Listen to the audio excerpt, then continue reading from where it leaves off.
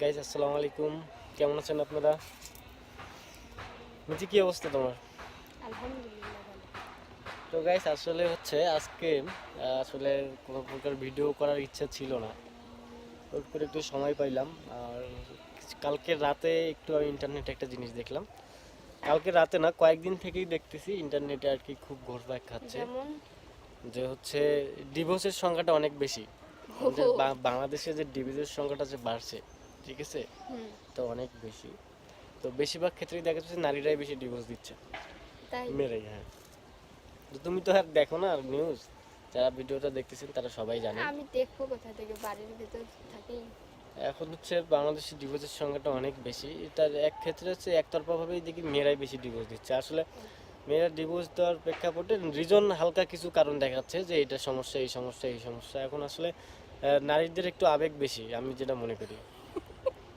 কি, মেয়েদের একটু আবেগ বেশি না? তাই না আমি হাসিও না, মানে তুমি জিনিসটা শয়তানি করে নিচ্ছ নাকি? আমি কি ফানি কন্টেন্ট তৈরি করতেছি এখানে? ফান মনে করছো? না না, না, আমি কি ঠিক আছে। খারাপ বলছি? না না, মেয়েদের আবেগ বেশি না? হুম? ঠিকই আছে। মেয়েদের আসলে কিন্তু আবেগ বেশি, আবেগ প্রবণ মানুষ, তো এই কারণে আসলে যখন একটা ভুল করে ফেলে হুট করে, তখন বুঝতে পারে না। যখন যখন বুঝতে পারে তখন ওই জায়গাটায় আবার ব্যাগ আসা সম্ভব হয় না, কারণ সে অনেক লেট করে ফেলে। আমি যখন কেউ কাছে থাকে তখন বুঝতে পারে না তার মর্মটা কি জানি। মর্মটা, যখন চলে যায় তখনই বুঝতে পারে। তো যাই হোক, তো এটাই হচ্ছে কথা। তো হচ্ছে আপনারা থাকতে চেষ্টা করেন তাকে আটকে রাখার। আসলে ডিভোর্স দিয়ে দিতেই হয়, এই যে হালকা কিছু কারণ, বেশি যে খুব বড় ইস্যু আমি মনে করি না। এখন কিন্তু মানুষ, বাংলাদেশের মানুষ কিন্তু না খেয়ে থাকে না, খায় কিন্তু, তিন বেলায় মানুষ খায়, কিন্তু কথা হচ্ছে এই কারণগুলো ছোট ছোট কারণ। তো দুজনকে, খাওয়ার জন্য কিন্তু কেউ কাউকে ডিভোর্স দেবে না। হ্যাঁ, এই যে কিছু কিছু মেয়েরা আছে, তাদের হচ্ছে আশা আকাঙ্ক্ষাগুলো তাদের হাজবেন্ডরা পূরণ করতে পারে না, সেই জন্যই কিন্তু ডিভোর্সটা দেয়। না এটা ম্যাটার না। আসলে সবার কাছেই সব কিছুটা প্রয়োজন না। কাপড় চোপড়, আশা আকাঙ্ক্ষা কি থাকতে পারে একটা মানুষ, খুব সাধারণ মানুষ, ঠিক আছে, একটা সাধারণ মানুষের অত কিছু চাওয়া পাওয়া থাকে না। বেশিরভাগই কারণ হচ্ছে ভুল বোঝাবুঝি, ঠিক আছে।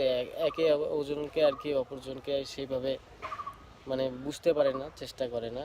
অনেকেই আবার দেখতেছি, অনেকে ফ্যামিলির চাপে পড়ে বিয়ে করে। হ্যাঁ, এগুলা বিভিন্ন আর কি ইস্যু। একটা ইস্যু গেল ডিভোর্সের ব্যাপারটা, আর যেটা সেকেন্ড ইস্যু হচ্ছে যেটা আরেকটা কথা, যে ঘন ঘন দেখতেছি যে বিষ খাচ্ছে, গলায় ফাঁসি দেয় প্রেমিকের জন্য, হ্যান ত্যান, ঠিক আছে। এগুলো সম্পূর্ণ, এটা আরো আবেগ। এর মাঝে যে এত আবেগ কই থেকে আসে এই ছেলে মেয়েগুলোর মাঝে, আমি তো মনে করি যে ভালোবাসার মানুষকে যে বিয়ে করতে হবে তা না, ঠিক আছে। আমরা চাইবো সবসময় ভালোবাসার মানুষের সবসময় সুখে থাক, যেখানে থাক না কেন ভালো থাক, এটাই ভালোবাসা।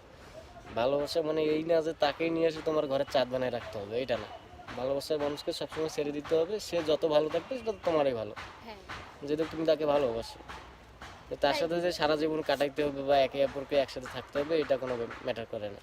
এটা আমার কথা না, এটা গুরু এতে সমের কথা, গুরু লাভ গুরু এই কথা বলে গেছে। তা আসলে সে অনেক সিনিয়র পার্সন, সে জানে, সব কিছু বুঝে, তার এটা কথা।